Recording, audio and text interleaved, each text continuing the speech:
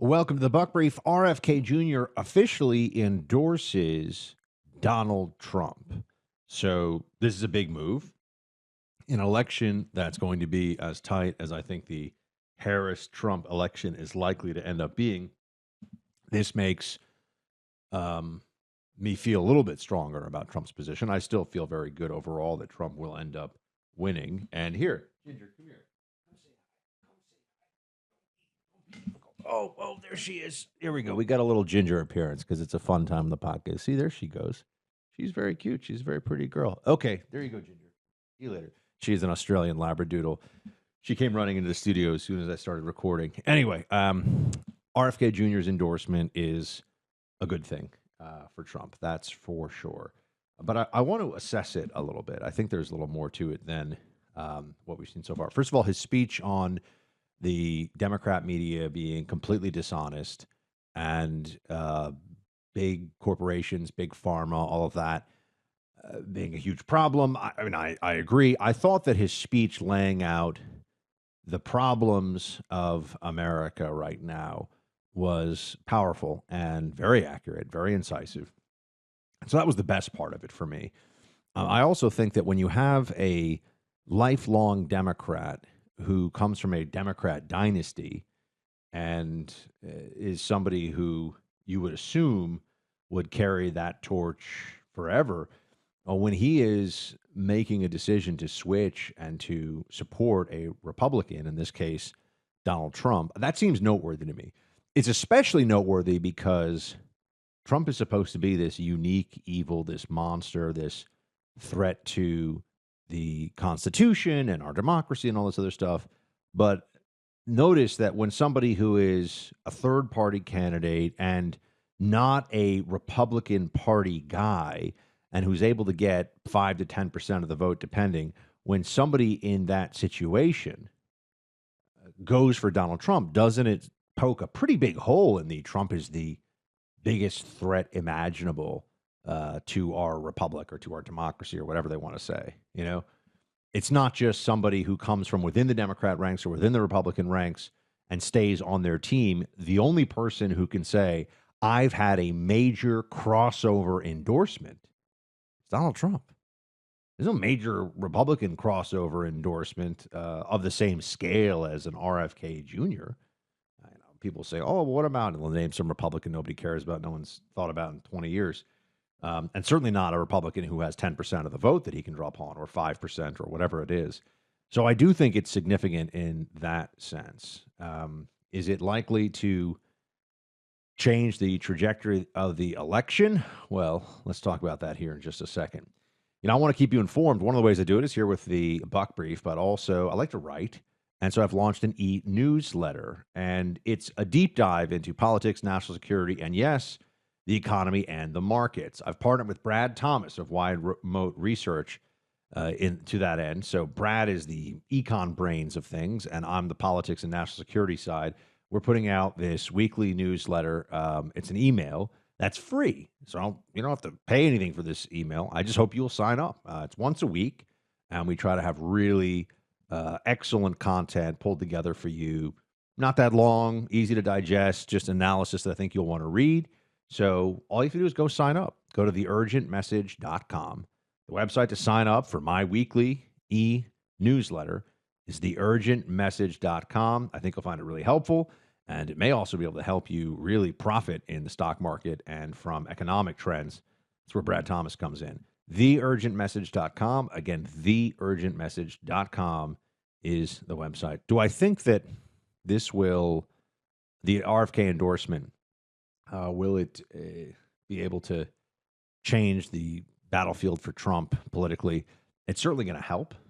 It was going to hurt him. And some of you might have noticed that I was a little bit hostile to RFK staying in the race up to this point. And yeah, that's because I want Trump to win. And he was hurting Trump. And people who disagree with me on that, well, RFK Jr. himself realized, no, I'm hurting Trump by staying in. He was not drawing more Democrat voters. The Democrats are far more likely to just be party androids. They're like a robot program to just vote Democrat. So it was not surprising at all when RFK Jr. came out, not surprising to me at least, and said, I realize I'm taking more votes from Trump, and that's not a good idea. But I'm going to tell you, there's another part of this for me, and this is perhaps where people are going to disagree with me a bit. I thought he could have given a much more full-throated endorsement.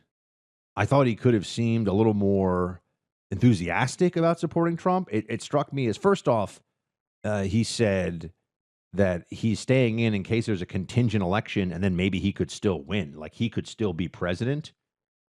That just strikes me as crazy person talk. I'm just going to be honest with you. It strikes me as weird. I mean, yeah, I know theoretically that's possible, but you know, you could also say like one of these candidates has a stroke. You know what I mean? It was a little weird. It was a weird thing to say. Okay, and I understand for the RFK Jr. fans out there, and there's some very big fans. They'll say, "Oh, well, what does it matter? He's endorsed Trump." Yeah, but he kind of endorsed him because he's like, well, he really endorsed him as the lesser of two evils. In my mind, I mean, that's maybe too strong. I think he sees some good in what Trump is trying to do and accomplish, but there was a lack of enthusiasm, if you're being honest about this. And there was a sense with RFK Jr., I think, that he still wants to be in the mix for the big job. That I think is not really all that helpful. And I felt very much like it was the way this was structured was a little self-serving. People are going to say, oh, he's done this great thing because he's gone behind. He has done the right thing. So I praise him insofar as he's made the right move. I also think there was nothing in it for him to stay in except possibly be a spoiler and let Kamala Harris win. And that's, I mean, any sane person should know that that's a horrible, horrible thing for the country. So he did the right thing.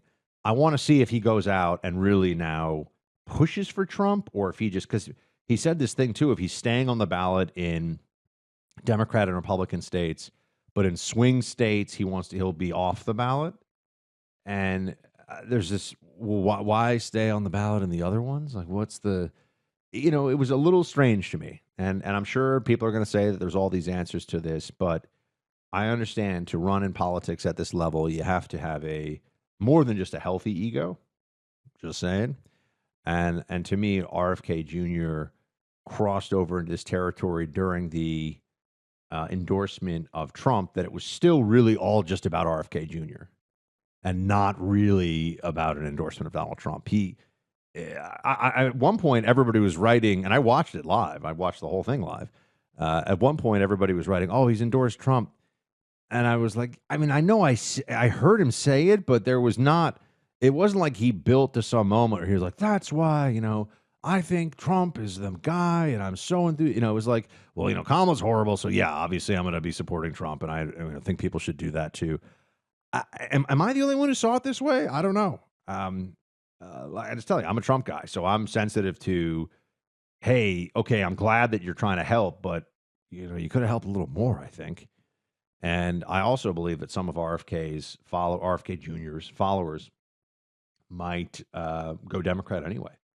He might have picked up some Trump haters along the line. So that doesn't change his calculation about going for Trump. It just means that I don't know how much this will be a bump for Trump. Look, it's a good thing. RFK Jr. made the right decision, and it seems like he's not quite a Republican, but kind of Republican adjacent these days in some ways. So we'll take it. I mean, I think of someone like Tulsi Gabbard. I mean, I don't know if she even says she's a Republican now. She's basically a Republican.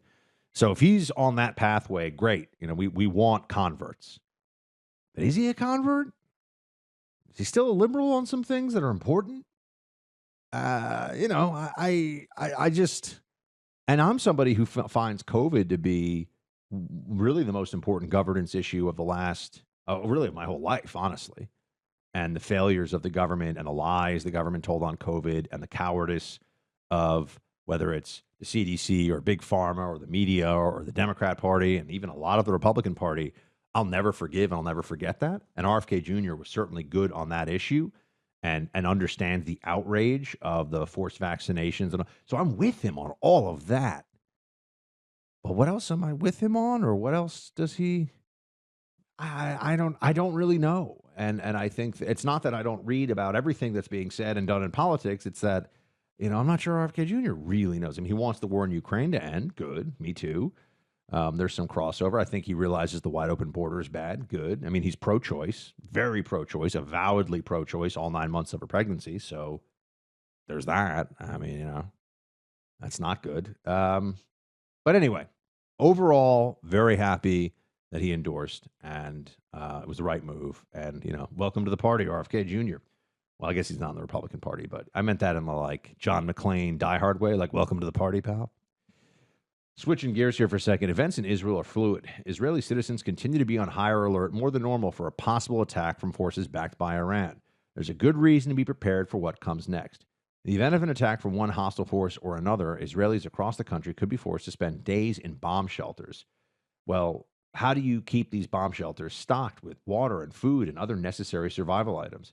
This is where the International Fellowship of Christians and Jews is most helpful. The fellowship has initiated a project to provide people with access to bomb shelters with emergency food boxes. 10,000 of these food boxes have been delivered, and they're preparing to deliver thousands more. If you can support the fellowship's efforts, now is the time. Donate $45 to help provide an emergency food box that includes items like food, water, baby formula, and other critical essentials for vulnerable Israelis trapped in bomb shelters. The website for this is supportifcj.org. That's supportifcj.org. All right, everybody, I'm signing off for this week of the Buck Brief. I'm going to be on vacation next week, but lots more interviews and monologues, and other good stuff coming right after Labor Day. I will talk to you then. Shields high.